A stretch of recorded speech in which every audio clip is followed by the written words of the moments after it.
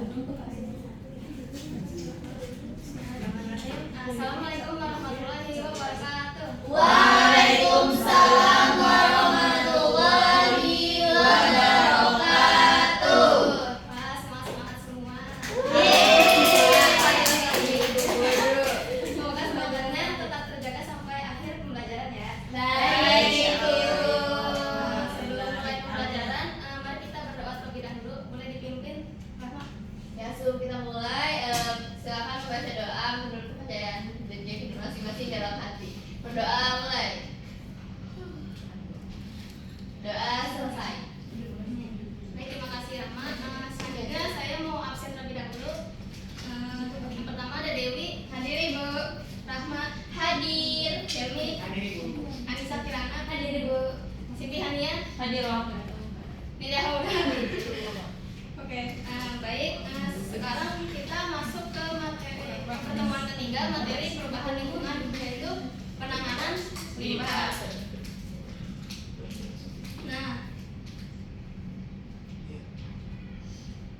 Nah, untuk topik pembahasannya, yang pertama ada karakteristik limbah, yang kedua klasifikasi limbah dan penanganan limbah. Nah, di sini ada yang tahu nggak apa itu limbah? Sampah. Sampah. Ya. Sampah yang mencemari. Sisa aktivitas. Ya, betul. Jadi limbah ini merupakan zat sisa dari proses produksi, baik itu dari industri maupun dari domestik atau rumah tangga.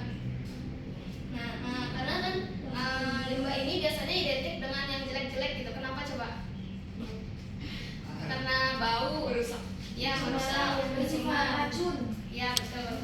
Nah, jadi kehadiran limbah ini tuh berdampak negatif bagi lingkungan dan kesehatan manusia itu sendiri. Nah, karena tingkat berbahayanya limbah ini bisa dilihat dari klasifikasi limbah itu sendiri gitu. Nah, kemudian selanjutnya ada karakteristik limbah. Karakteristik limbah ini bisa dilihat dari 3 kriteria ini, dari karakteristik fisik, karakteristik kimia, dan karakteristik biologi. Nah, kalau karakteristik fisik ini biasanya kan kita bisa merasakan gitu, kayak misalnya melihat air kotor bisa dilihat oleh mata, terus bau bisa dirasakan ya oleh hidung kita. Kemudian ada karakteristik kimia. Ini biasanya dari bahan-bahan kimia yang berbahaya. Nah, biasanya kalau misalnya kita sering buat apa sih namanya? Memeriksa atau mengukur kadar lingkungan, jadi kita bakal tahu gitu kalau lingkungan itu selalu bersih atau kotor gitu. Kemudian dari karakteristik biologinya, biasanya ini buat mengukur air gitu, misalnya air yang kita minum, yang kita konsumsi, biasanya bagus nggak buat tubuh kita gitu.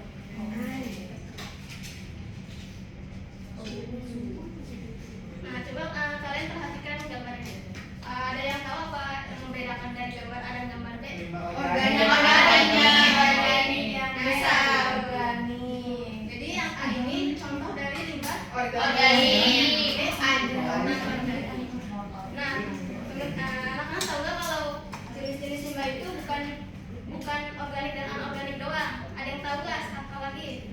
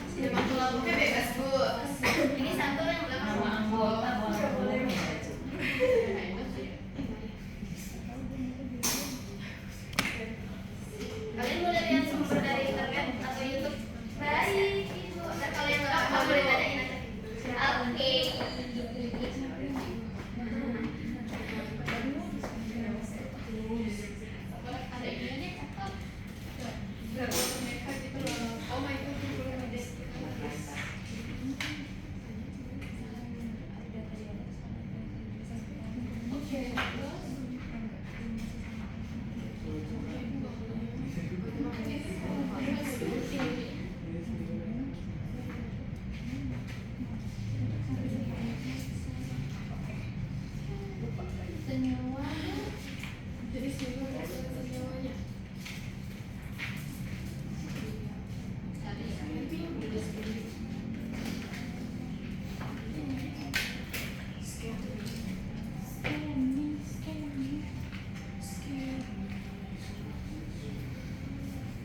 Ini cair ini cair pada gas.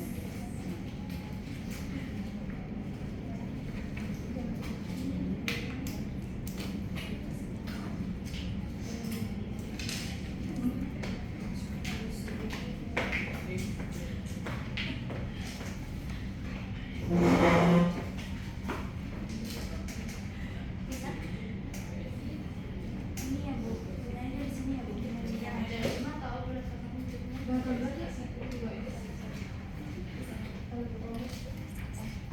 Jenis limbah.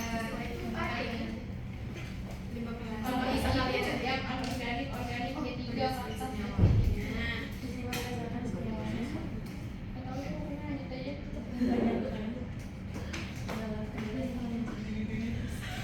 Dampaknya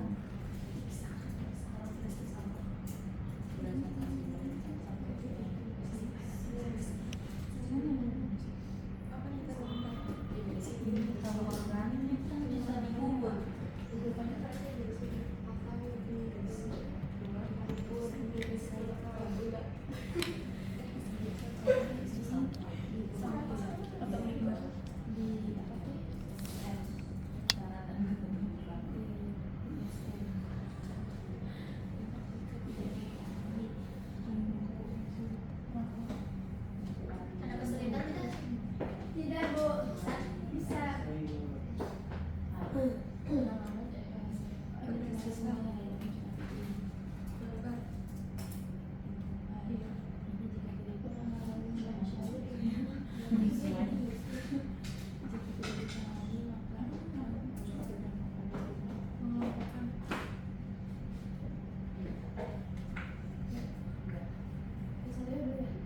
udah tapi belum isi semua baru jadi sini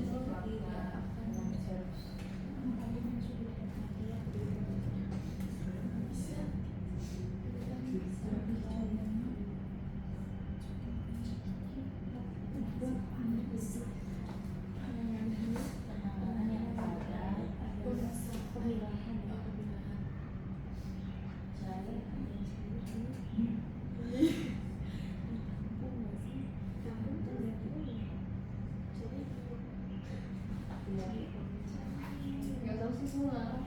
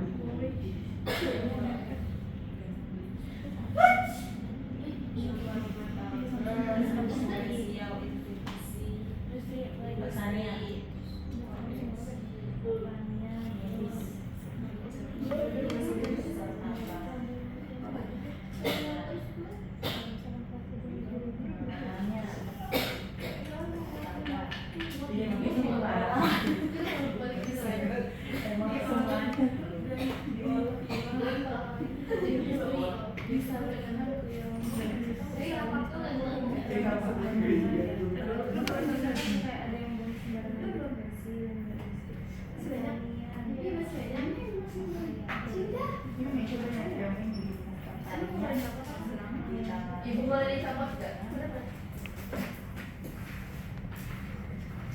Udah selesai? Belum.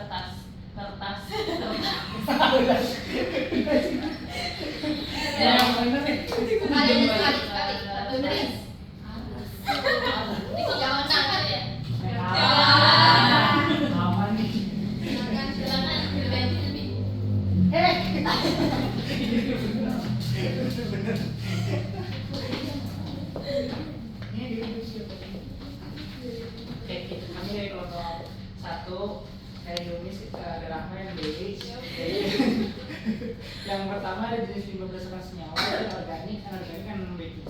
Dimana untuk penanganan dari organik sendiri itu bisa dibuat kompos salah satunya. Terus dampaknya kalau misalkan nggak tertangani itu bisa menimbulkan bau, kotor, mencemar lingkungan dan menimbulkan banyak penyakit. Terus untuk yang kedua anorganik.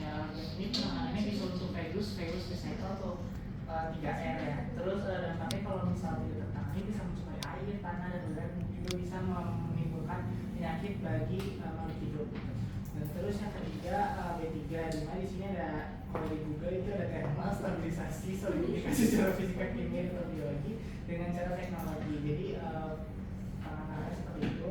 Terus untuk dampaknya kalau misalnya tidak tertangani dengan baik itu bisa jadi gangguan sistem pernapasan, pencernaan, terus makhluknya bisa mati dan menimbulkan kerusakan juga. Selanjutnya untuk jenis limbah berdasarkan wujudnya, pertama itu ada jenis limbah cair. Untuk penanganannya sendiri itu dapat dibuang pada tempatnya ataupun juga disaring sebelum dibuang, diolah sebelum dibuang. Nah, apabila limbah cair yang tidak tertangani dengan baik, maka dapat menyebabkan pencemaran air dan juga air itu dapat beracun. Yang mana kalau air itu rusak atau air itu tercemar, akan balik lagi dampaknya ke manusia, karena manusia pakai air ya untuk kehidupan sehari-hari. Lalu untuk jenis limbah yang kedua ada limbah padat. Dengan penanganannya itu dapat seperti yang tadi disebutkan oleh teman saya, pakai 4R, reduce, reuse, recycle dan juga replace. Nah, untuk dampak jika tidak tertanganinya itu akan memenuhi ruang ya, berarti itu dapat berdampak pada banjir, juga dapat merusak tanah dan merusak penciuman kita. Selanjutnya untuk jenis limbah gas itu di penanganannya itu disaring sebelum dibuang, misalkan kayak di pabrik-pabrik itu limbah gas udaranya itu disaring dulu dengan teknologi tertentu. Dampaknya jika tidak tertangani, pernapasan akan terganggu dan juga polusi udara. Selanjutnya jenis limbah berdasarkan sumbernya. Jenis limbah di sini ada 5. Pertama rumah tangga, industri, pertanian, medis dan pertambangan. Penanganan dari rumah tangga itu bisa meminimalkan penggunaan plastik atau alat bahan sekali pakai. Kemudian industri itu contoh penanganan itu menambahkan peraturan dalam pengelolaan limbah di industri tersebut. Kemudian di pertanian mengubah menjadi pupuk kompos. Medis itu dibuang di tempat khusus. Kemudian yang pertambangan itu sisa-sisanya dapat diproses dengan metode khusus kemudian baru dibuang. Dampaknya dari sampah rumah tangga jika tidak tertangani, yang pertama sampah padat itu dapat menyebabkan banjir. Industri dan pertambangan itu dampaknya itu akan mencemari lingkungan. Pertanian itu akan menurunkan kualitas tanah, dan medis itu jika dibuang sembarangan maka akan digunakan oleh oknum yang tidak bertanggung jawab dan juga akan terjadi kontaminasi. Sekian. Baik, terima kasih. Beri tepuk tangan buat untuk kelompok 2 ada yang mau menambahkan? Habis sama Ibu. Oke. Baik. Nah, selanjutnya tadi kalian udah ngerjain itu jadi kita tahu kalau limbah ini dikelompokkan menjadi 3 kelompok, ada senyawa, wujud dan sumber. Nah, kalau berdasarkan senyawa ada dari limbah organik, anorganik dan B3. Nah, limbah organik ini limbah yang berasal dari makhluk hidup yang mudah terurai secara alami. Nah, contoh limbah organik apa aja coba? Sampah sayuran, buah, sama telur. ya bisa. Kotoran-kotoran hewan, kotoran manusia. Itu biasanya bisa dipakai buat pupuk gitu kan, kalau kotoran sayur. Nah, kemudian ada limbah anorganik. Nah, limbah anorganik ini limbah yang termasuk limbah yang berbahaya gitu, karena limbah anorganik ini merupakan limbah yang tidak dapat terurai secara alami. Jadi dia harus banyak prosesnya dulu ya. Kemudian yang ketiga ada limbah B3. Tadi B3 singkatan dari apa coba? Bahan beracun. Ya, dari namanya aja bahan berbahaya dan beracun. Jadi limbah ini sangat mengancam buat lingkungan dan makhluk hidup gitu. Nah, kemudian dari wujudnya ada limbah padat, limbah cair dan limbah gas.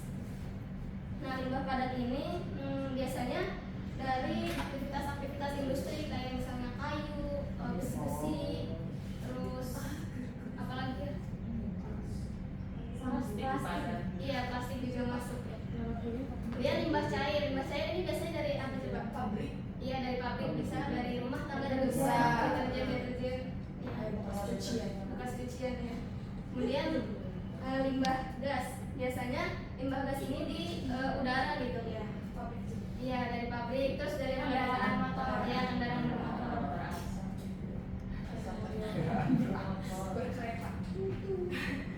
Kemudian dari sumbernya, nah ada dari limbah dari rumah tangga, industri, pertanian, medis, pertambangan dan pariwisata. Biasanya kalau menurut data dari limbah yang paling banyak itu berasal dari Rumah tangga.